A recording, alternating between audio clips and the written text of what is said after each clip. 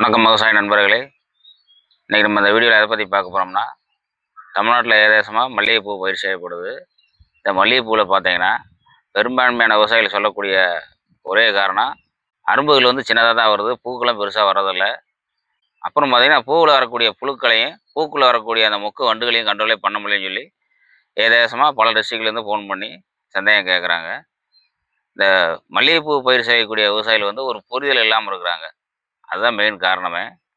அது ஏன்னு சொல்லி ஏற்கனவே பல வீடியோக்களை சொல்லியிருக்கேன். அவங்க பயிர் செய்கிறது பார்த்தீங்கன்னா 20 சென்ட் 40 சென்ட் இந்த மாதிரி தான் பயிர் செய்கிறாங்க. அவங்க வந்து பார்த்தீங்கன்னா உரங்களை வந்து சரி விதத்தில் கொடுக்குறதில்ல. உரமும் சரியாக கொடுக்குறதில்ல, மெயினாக கொடுக்கக்கூடிய மைக்ரோ நியூட்ரியன்ட் செகண்ட் நியூட்ரியன்ட் கொடுக்குறதில்ல. இதனால தான் பார்த்தீங்கன்னா அவங்களுக்கு வந்து அரும்புகள் வந்து சின்னதாக வருது, பூக்களும் பெருசாக வர்றதில்ல, அதிகமான மகசூலும் கிடைக்க மாட்டேங்குது. இன்றைக்கி அதை பற்றி விலாவரி அந்த வீடியோவில் பார்க்க போகிறோம். ஸ்கிப் பண்ணாமல் பாருங்கள். அந்த புழுக்களை எப்படி கண்ட்ரோல் பண்ணுறது, மல்லிகைப்பூக்களில் ரெகுலராக எப்படி பூக்களை பறிச்சுட்டே இருக்கலாம், அதாவது ஏக்கரேஜ் கணக்கில் போடக்கூடிய விவசாயிகள் வந்து அதிகப்படியான பூக்களை எப்படி தொடர்ந்து பறிச்சுட்டே இருக்கலாம். 20 சென்ட் 40 சென்ட் பயிர் செஞ்சுருக்கக்கூடிய விவசாயிகளும் நீங்களும் அதிகப்படியான பூக்களை வந்து பறிச்சுட்டே இருக்க ரெகுலராக. அதுக்கு மெயின் ரீசன் பார்த்தீங்கன்னா நீ நியூட்ரியன்ட் சரி இதில் கொடுக்கணும். அது என்னென்னு சொல்லி இந்த வீடியோ முழுமையாக பார்ப்போம். அந்த புழுக்களையும் அந்த மொக்கு வண்டுகளையும் எப்படி கண்ட்ரோல் பண்ணுறோன்னு சொல்லி இந்த வீடியோ முழுமையாக பார்ப்போம்.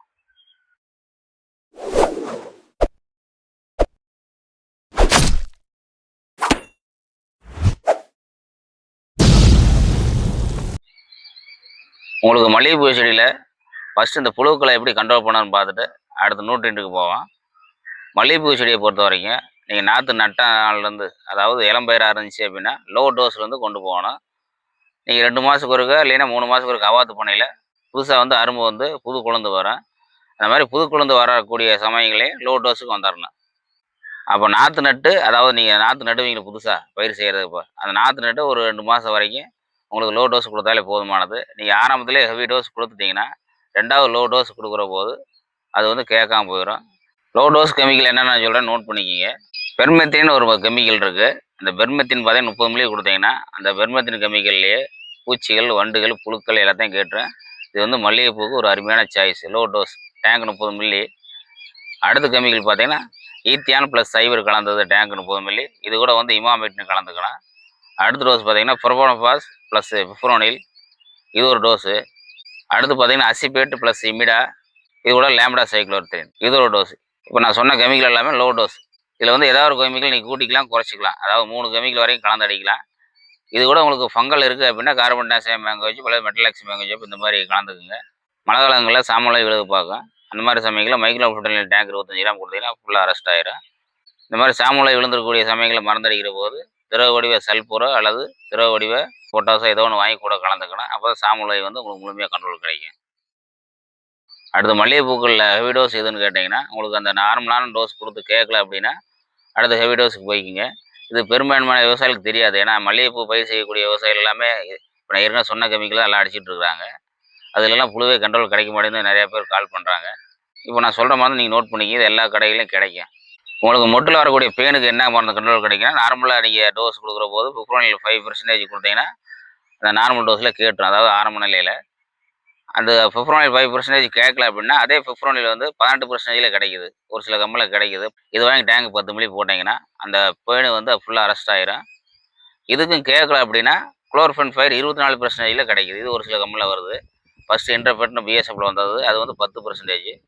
இப்போ குளோர்ஃபன் ஃபயர் 24% வருது. இதை வாங்கி டேங்க்கு 17 மில்லி கொடுத்தீங்கன்னா ஃபுல்லாக அரெஸ்ட் ஆயிரும்.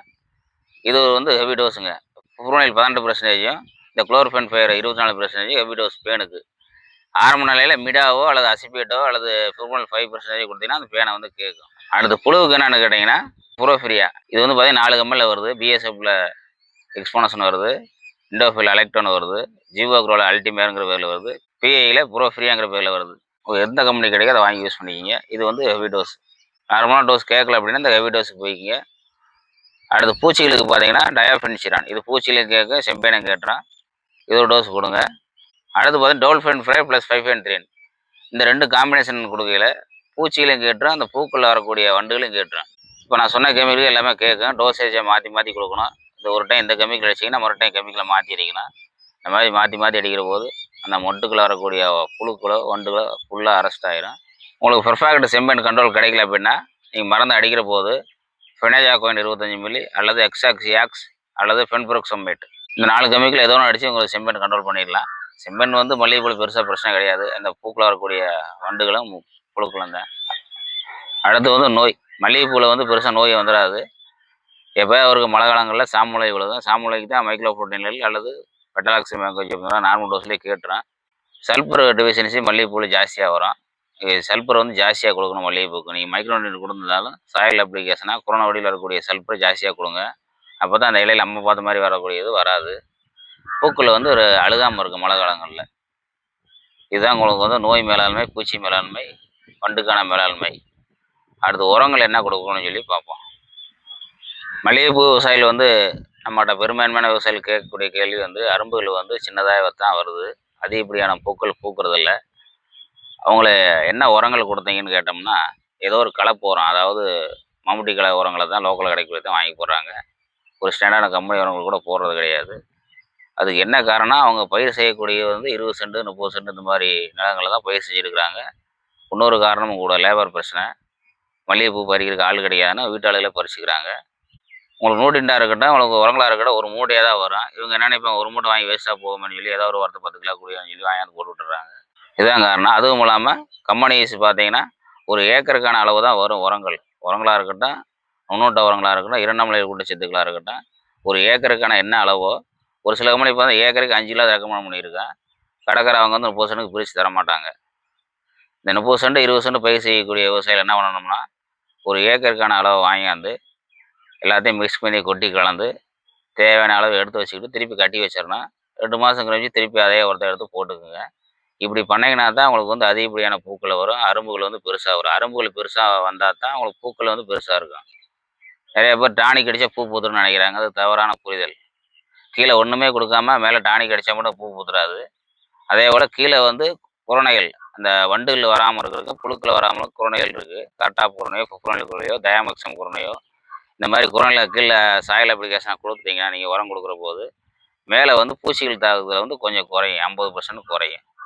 இந்த மாதிரி கீழேயும் கொடுத்து மேலேயும் மேலே தெளிக்கிற போது 100% முழுமையாக கண்ட்ரோல் பண்ணிடலாம். இந்த மாதிரி பண்ணிங்கன்னா தான் நீங்கள் வந்து அதிகப்படியான மகசூல் வண்டிகள் எடுக்க முடியும். உரங்களை பொறுத்தவரைக்கும் ஸ்டாண்டர்டான கம்பெனிகிட்ட தான் நீங்கள் வாங்கி கொடுக்கணும். இந்த மம்முட்டி கலை உரங்களை வந்து கொடுக்கக்கூடாது. டிஏபி இல்லைன்னா rock phosphate, super phosphate, potash, micro nutrient, second nutrient, seaweed extract குரோனா, அமினோ ஆசிட் குரோனா, இந்த மாதிரி டானிக் ஐட்டங்களில் குரோனா வடிவில் நிறையா கிடைக்குது. நீங்கள் இந்த குரோனா வடிவில் இருக்கக்கூடிய உரங்களை வாங்கி போட்டிங்கன்னா தான் நின்று வேலை செய்யும். நீங்கள் திரவ வடிவில் இருக்கக்கூடிய உரங்களை கொடுத்தீங்கன்னா சடனாக வேலை செய்யும், அப்புறம் ஒரு 20 நாளே போயிடும். குரோனா வடிவில் இருக்கக்கூடிய உரங்களை கொடுத்தீங்கன்னா ஒரு 2 மாதம் நின்று வேலை செய்யும். நீங்கள் தொடர்ந்து மல்லிகைப்பூவில் வந்து பூக்கள் பறிச்சுட்டே இருக்கலாம். நீங்கள் மெயினாக பண்ணக்கூடிய விஷயம் பார்த்தீங்கன்னா மல்லிகைப்பூ பொறுத்த வரைக்கும் micro nutrient, second nutrient extra கொடுக்கணும். அதே போல் ஜிங்க் சல்பேட்டும் சல்பர் குரோனையும் எக்ஸ்ட்ரா கொடுக்கணும். ஜிங்க் சல்பேட் பார்த்தீங்கன்னா பயிர் கருகருன்னு வச்சுருக்கோம். இந்த சல்பர் பார்த்தீங்கன்னா இந்த அம்மா பார்த்த மாதிரி வரக்கூடிய இலையில வருது பார்த்தீங்கன்னா அந்த மாதிரி வராது. பூக்களை வந்து சல்பர் வெயிட்டு கொடுக்கும். மழை காலங்கள் வந்து பூக்கள் வந்து அழுகாது. நீங்கள் இதெல்லாம் சரி இதில் கொடுத்தீங்கன்னா உங்களுக்கு மல்லிகைப்பூவில் வந்து அதிகப்படியான பூக்களை பறிச்சுட்டே இருக்கலாம். மழை காலங்களில் ஆர்த்தோசிலிசிக் ஆசிட் திரவ வடிவ டானிக் யூஸ் பண்ணுங்கள். அந்த ஆர்த்தோசிலிசிக் ஆசிட் குரோனையாகவே கிடைக்குது. அதுவும் சாயலில் கொடுத்தீங்கன்னா இது வந்து ஒரு பொட்டாசாக வேலை செஞ்சுக்கும், ஒரு பசையாக வேலை செஞ்சுக்கும், ஒரு ஃபங்கிசைடாக வேலை செஞ்சுக்கும். இந்த ஆர்த்தோசிலிசிக் ஆசிட்டை பற்றி ஏற்கனவே ஒரு முழுமையாக ஒரு வீடியோ போட்டிருக்கேன். அதை பார்த்தீங்கன்னா ஒரு புரிதல் கிடைக்கும். இந்த ஆர்த்தோசிலிசிக் ஆசிட்டை பற்றி யாருக்கும் பெருசாக தெரிஞ்சிடாது, ரெக்கமெண்ட் பண்ண மாட்டாங்க. இது கண்டிப்பாக மல்லிகை விவசாயிகள் வந்து யூஸ் பண்ணணும். ரொம்பவே தெளிவாக இருக்கும். பொட்டாஸ் பண்ணுற வேலையும் பண்ணிடும், ஒரு நியூட்ரியன்ட்டாக வேலை செய்யும், உங்களுக்கு வந்து ஒட்டு பசையாக வேலை செய்யும். மழை காலங்கள் ஒரு பெஸ்ட் சாய்ஸ். மழை காலங்கள் நீங்கள் டானிக் அடித்தா அழுகி போகிற நீங்கள் நினச்சிங்கன்னா இந்த ஆர்த்தோசிலிசிக் ஆசிட்டை யூஸ் பண்ணிக்கலாம். சரிங்களா? இதே குறுன வடிவிலும் கிடைக்குது. வாங்கி சாயல் அப்ளிகேஷனை போட்டுக்குங்க. உங்களுக்கு மல்லிகைப்பூ சம்மந்தம் வேறு ஏதாவது சந்தேகம் அப்படின்னா என்னோட நம்பருக்கு கான்டாக்ட் பண்ணுங்கள். ஏன்னா வாட்ஸ்அப்பில் மெசேஜ் பண்ணுங்கள், உங்களுக்கு பார்த்து ரிப்ளை பண்ணுறேன்.